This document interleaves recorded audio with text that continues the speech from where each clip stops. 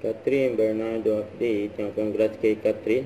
Recognize si Catherine bilang one of the taxpayer in Quezon City. Ito yung video ni Catherine.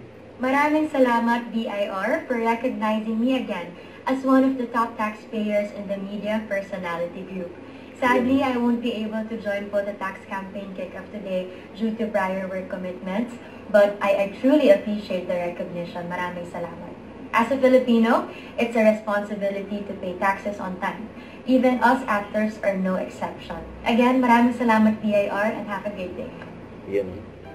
May endorsement shoot niya yun si Catherine sa kanyang studio. At ito pa yung abangan.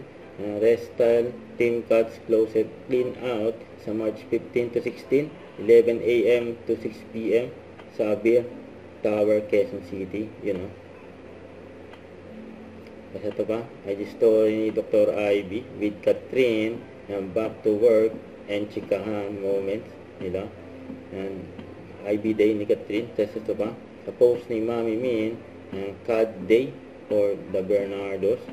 Si Catherine lang ang kulang. Yan, nag-enjoy pa nga dyan. Si Fiona.